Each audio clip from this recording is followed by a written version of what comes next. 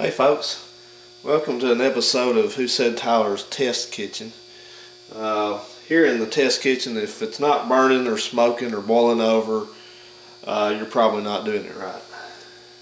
Now that's just a joke, but I thought tonight I would do tuna salad. I haven't had tuna salad in a long time, and I found a good recipe on the internet that I thought I'd make and film it for you and try it. I'll see how it turns out. I've had a lot of good reviews on it. It's not my original recipe, so that said, now there's probably a lot of ways to do tuna salad, so this might be a little bit unorthodox. It's got some different ingredients in it, but of course you have tuna, you have Parmesan cheese, you have minced onion, parsley flakes, garlic powder, dill weed, and curry powder, and I also have a little lemon. And you'll also be adding mayo, which we'll do near the last step. And I'm going to prepare this, and I'm going to have it on some of this bread that's good whole wheat bread that doesn't have high fructose corn syrup in it. You can find this kind of bread pretty much everywhere. It's good for you. High fructose corn syrup is the same thing you find in sodas. All it does is add empty calories and jacks your system up, makes you feel bad when you crash off of it. So that's a lot found like white bread. So if you eat a lot of white bread, you might want to consider eating this type of bread instead. It's very good for you. It tastes fine. I like it. And before we begin, I'll just kind of begin mixing the ingredients up. Just kind of read you. I have a little cheat sheet on my recipe here since the computer's in the other room. This recipe calls for 7 ounces of tuna, but where I bought this tuna at, this is at Save-A-Lot, they only sell it in 5-ounce cans instead of 7-ounce. Now that's probably one of those ways they kind of, how should we say this nicely so we don't get anybody in trouble by saying this, but they present a value size to the customer for a value price point. Let's just put it that way. So you probably need to be sure you can get a 7-ounce can of this, because with this being the case, I'm going to go ahead and kind of round my ingredient list up like some heaping tablespoons and things like that. So you catch the drift, I'm sure. First thing I'm going to do, I'm going to go ahead and get my tuna prepared, which is going to be simply opening the cans up, draining the water off of it, and then dumping it in. Oh, Charlie. You guys remember Charlie the tuna? He's still around. I used to see those commercials a lot. Now, down through time, I've always wondered what are the benefits and disadvantages of tuna in water and tuna in oil. I guess it's a calorie thing, but I always get the tuna in water. Alright. Now I'll tell you, this recipe is really probably just enough for 1 or 2 people. So if you're going to feed a bunch of people with this, you probably need to go ahead and double it, triple it.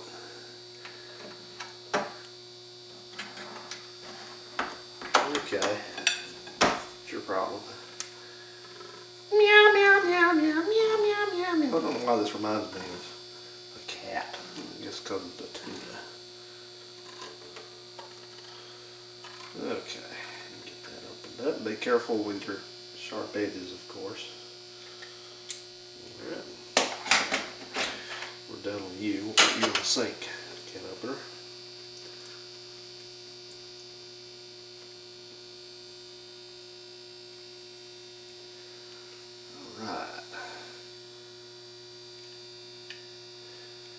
I was reading something on the news earlier.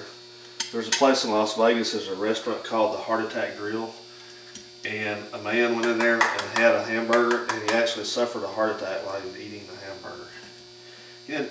He didn't die, but he had a pretty serious health crisis there. I think he was actually eating a triple bypass burger, is what they call it. I mean, you really can't make this stuff up. He really was. He wasn't. They didn't make it up. They interviewed the people, and what's hilarious in the fashion is that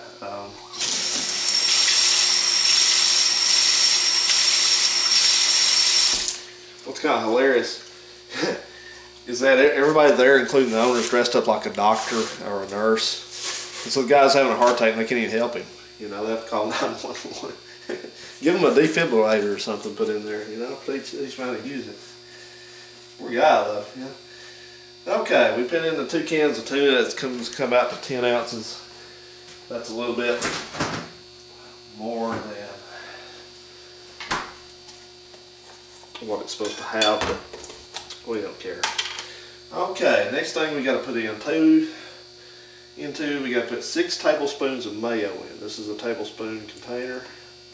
I'm going to heap them a little bit. 1, 2, 3, 4, 5, 6. One to grow on, because I don't empty all the way anyway. Now I'm not going to do this on camera because some people make them sick when I do this, but I like mayonnaise a lot.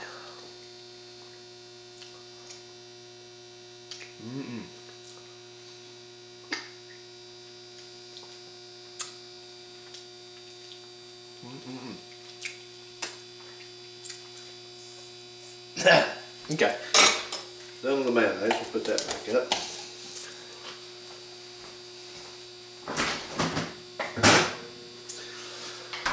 Okay, next thing is we're going to put in 3 tablespoons of relish.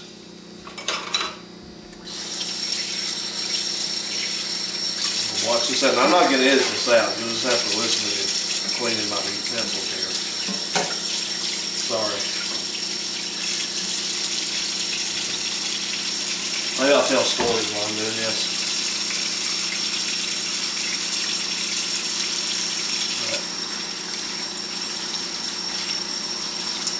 So anyway, yeah, the guy had a minor heart attack there. But he's going to be okay. Okay, let's get a relish. This is sweet relish, by the way, which I have on hand. I like sweet relish. Like I said, 1, 2, 3.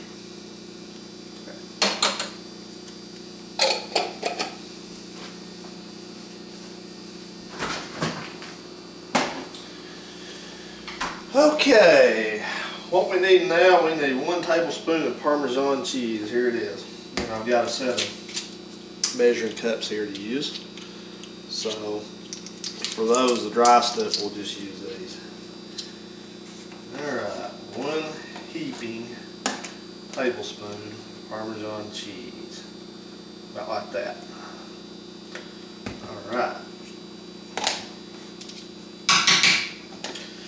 Alright, then what we need after that, we need 1 tablespoon dried parsley, which I have right here. I'll put that aside. So let's put in, that takes too long to come out. Let's do another way. Oops.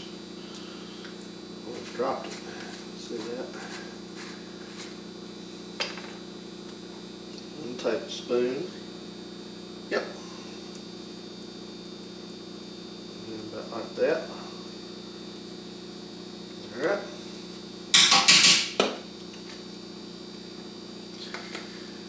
Then we call for 1 teaspoon of dill weed. That's a teaspoon, not a tablespoon. Don't get those mixed up. You'll sure taste it if you do. So let's find our teaspoon. Right here's your teaspoon thing. So here's your dill weed. This stuff's kind of stout. You don't want to get that wrong. So. Alright. I smell wild dill. It's just like this stuff. I smell it on the roadways in the summertime. When we used to go to church, my grandparents would smell it all the time up there. Alright, then we're looking for a 1/4 teaspoon of curry powder. Again, that's curry powder is quite a strong spice, so I'm going to play it safe on this one. I'm going to do this over the sink. So, 1/4 teaspoon curry powder. We'll just get that out right here. That's about right. And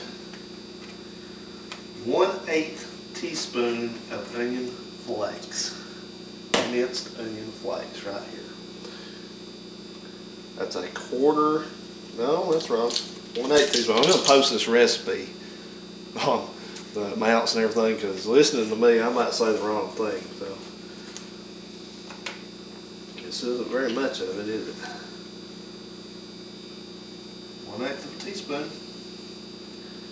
I guess a little goes a long way, huh? Alright, and then last thing I'm going to do is I'm just going to add one of my own special extra ingredients. No, it's not the last thing. I told you don't listen to me. Lemon juice.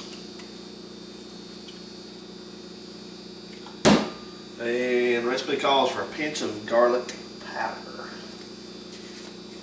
So you get a pinch here. How about one more? That'll work.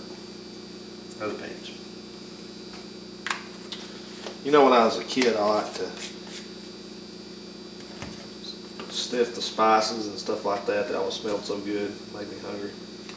But I remember doing this when I'm licking this stuff. Isn't any better now than it was 25 years ago. Alright, mix it up.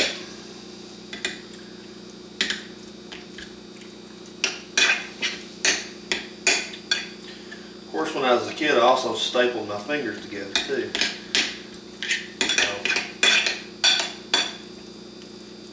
A lot of dumb things you do when you're a kid.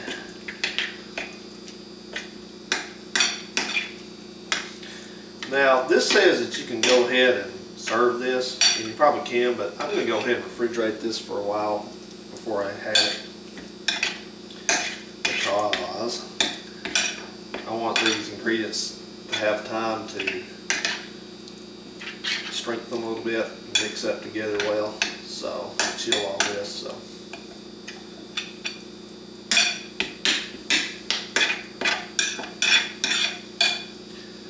Boy, makes a lot of it. This is probably good for 2 or 3 people. So,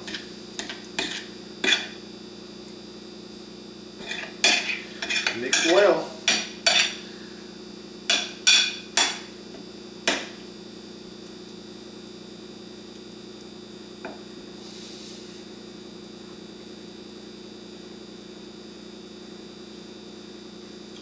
Give myself a little teaser test. That's good. All right, folks, there you are. Happy eating.